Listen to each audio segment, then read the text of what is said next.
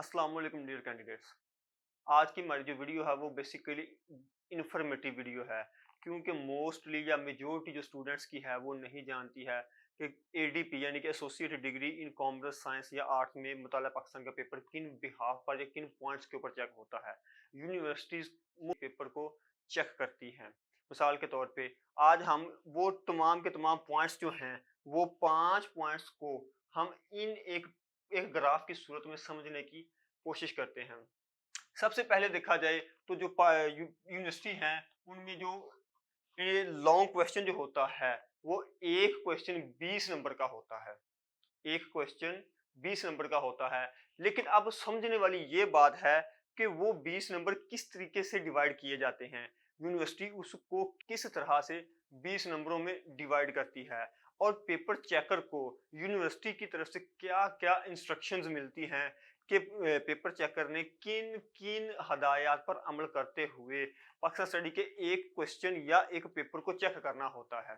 तो वो हम आज इस तरह से मुकम्मल इसको तफसीलन डिस्कस करते हैं। सबसे पहला तो ये है, अगर मार्क्स की सूरत में इसको ग्राफ्स की सूरत में ग्राफ की सूरत में अगर समझने की कोशिश करें तो सबसे पहले ये है कि इसके 5 बुनियादी असूल हैं, यानी कि 5 बेसिक प्रिंसिपल्स हैं इसके कि किन 5 बुनियादी असूलों पर करते हुए इसको इजीली हल किया जा सकता है।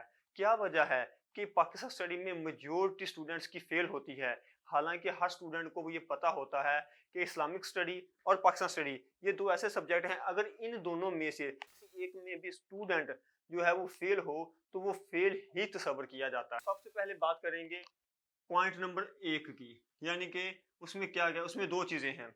सबसे लफ्ज है पस मंजर। अब यहाँ पर यह कॉन्सेप्ट क्लियर करने की जरूरत है कि लफ्ज पसे मंजर नहीं होता, लफ्ज होता है पस मंजर। यानी कि किसी एक वाक्या का माजी, किसी एक वाक्य के माजी को एक शॉर्ट पैराग्राफ में एक्सप्लेन करना।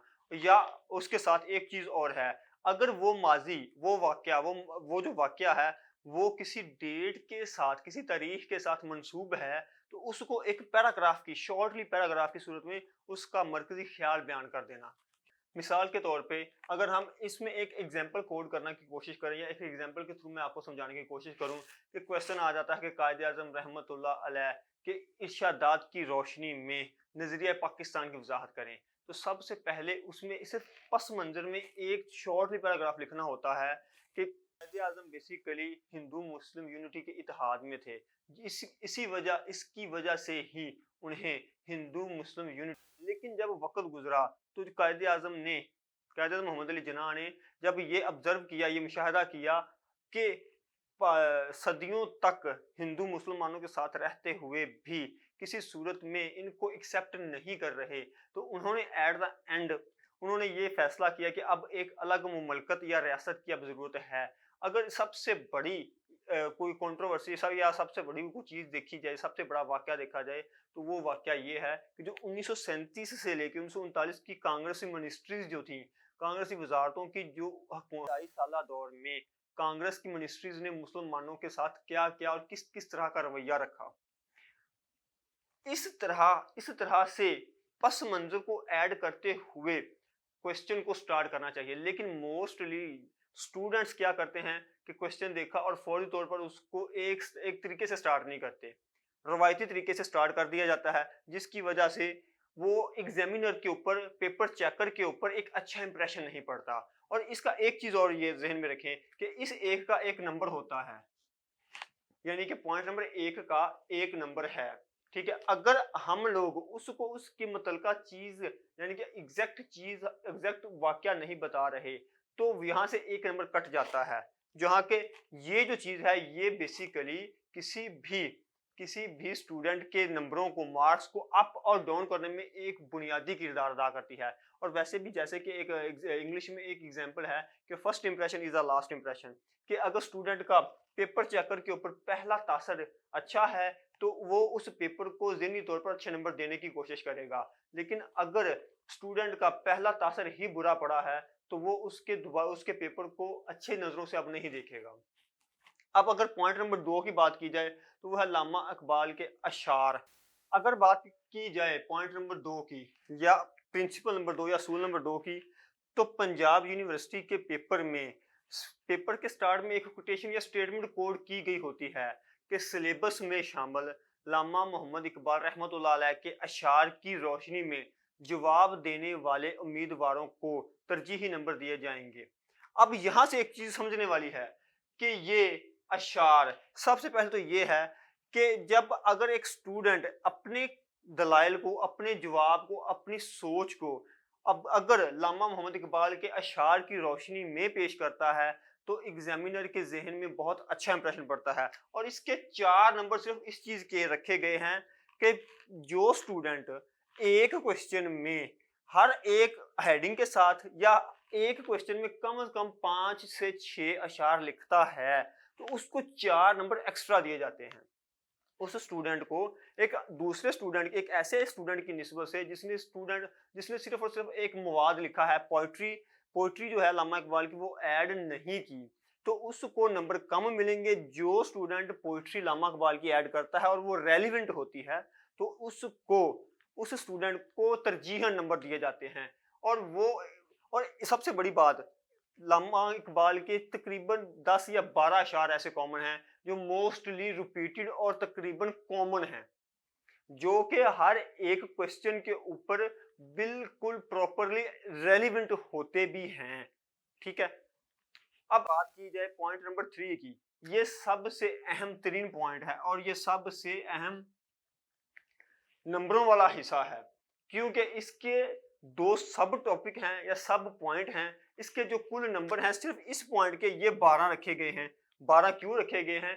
12 इसलिए रखे गए हैं कि सबसे पहले तो इसमें जो आपने जवाब देना होता है वो आंसरेबल हो, यानी कि जो चीज पूछी जा रही है सिर्फ वही बतानी है। जितना आपसे पूछा गया है टू द पॉइंट जवाब दें।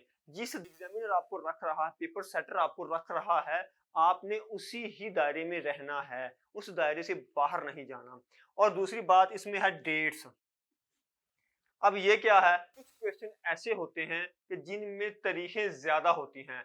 अगर स्टूडेंट उनको एक प्रॉपर तरीके से हाईलाइट करके लिखे तो पेपर चेकर जो होता है वह मोस्टली डाटे को चेक नहीं करता, वो फैक्ट एंड फिगर के ऊपर उसकी कंसंट्रेशन ज्यादा होती है, वो इस चीज को ज्यादा माने खीज रखता है या उसको ज्यादा एक अच्छी नजर से देखता है कि इस स्टूडेंट ने वाकई ही तैयारी की है।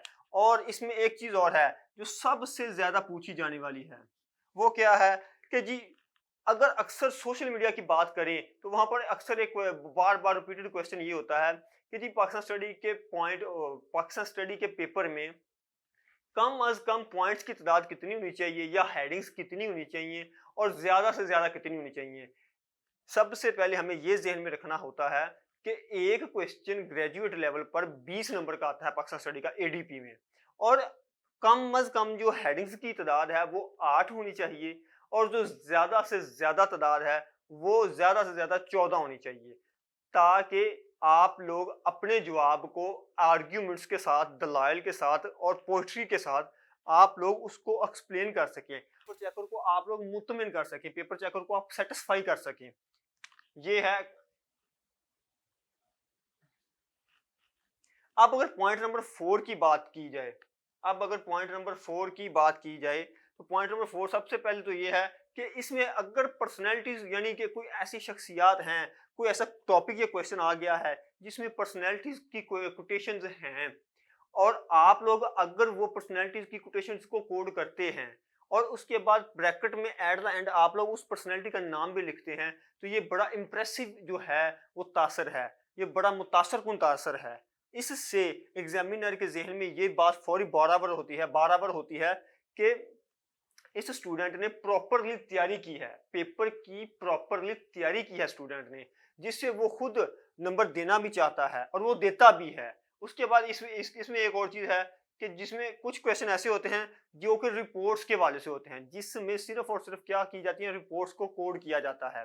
ठीक है, अगर आप लोग उसमें रिपोर्ट्स को कोड करते हैं तो वो भी बड़ा एक अच्छा इंप्रेशन है, क्योंकि वो फैक्ट्स एंड फिगर को शो कर रही होती हैं, जिससे स्टूडेंट की मेंटली एबिलिटी का पता चलता है कि इसकी काफी ग्रिप है।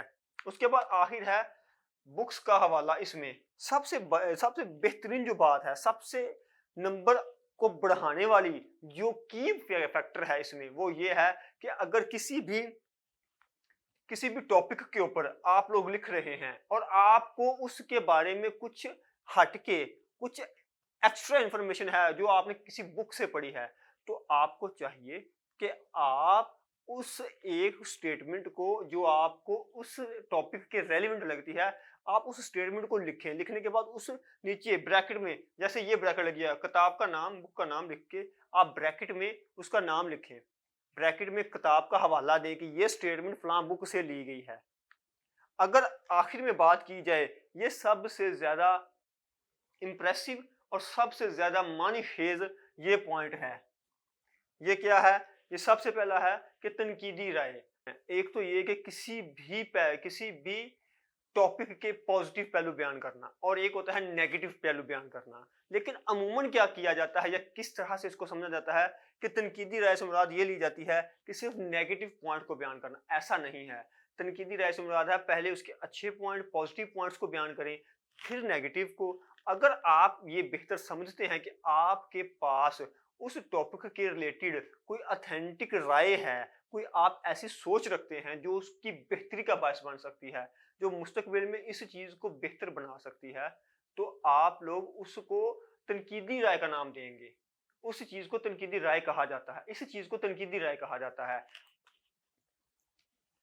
और इसमें एक है कि अगर आप लोग हासिल कलाम कंक्लूजन लिख रहे हैं, हासिल बहस लिख रहे हैं, तो आप अगर अल्लामा मोहम्मद इकबाल रहमतुल्लाह अलैह की शायरी के जरिए, मतलब कि आपने जो पॉजिटिव और नेगेटिव पहलुओं को बयान करने के बाद अपनी सोच को वहां पर तहरीर किया और अपनी सोच के साथ मैच करते हुए वहां पर अल्लामा मोहम्मद इकबाल रहमतुल्लाह अलैह की कोई शायरी का शेर कोड कर दिया, इसका मतलब है कि आपने अपनी सोच को मुदल्लल दलाइल के साथ एक्सप्लेन किया है, जो कि एग्जामिनर के जहन में बहुत अच्छा तासुर डालता है। वो इसके जहन में बहुत अच्छी चीज़ आती है कि इसका मतलब ये है कि ये स्टूडेंट जो है ये बहुत ही काबिल है, इसकी हिस्ट्री के ऊपर ग्रिप है, ये स्टूडेंट हो सकता है कि बहुत ज़्यादा नॉलेज रखता हो।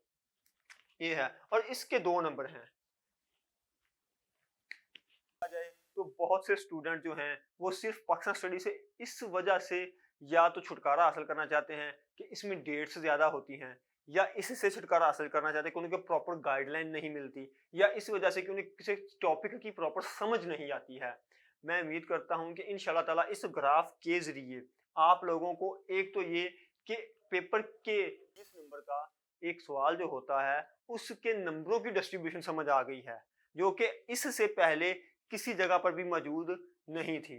एक तो ये, दूसरा ये कि किस पोर्शन में, मिसाल के तौर पे पहले पॉइंट में, दूसरे में, तीसरे में, चौथे में या पांचवें में किस तरह से नंबरों को तकसीम किया गया है, यूनिवर्सिटी किस लेवल पर पेपर को चेक करती है, और यूनिवर्सिटी स्टूडेंट से किस तरह की तवक्को रखती है, किस तरह की प्रेजेंटेशन की, किस तरह की नॉलेज की तवक्को रखती है, वो इस ग्राफ के जरिए आपको डिटेल के साथ बताया गया है। इंशाअल्लाह ताला हम लोग एडीपी यानी कि एसोसिएट डिग्री प्रोग्राम की जो मुतालिया पाकिस्तान है, इसके लेक्चर्स की सीरीज को स्टार्ट कर रहे हैं। अगर आप लोगों को ये वीडियो अच्छी लगी है, इसको लाइक, शेयर, सब्सक्राइब लाजमी करें ताकि आपको आने वाला हर लेक्चर बर वक्त मिल सके। किसी किस्म का कोई भी क्वेश्चन हो, क्यूरी हो, आप कमेंट्स में ज़रूर पूछिए। नेक ख्वाहिशात के साथ, अल्लाह हाफिज़।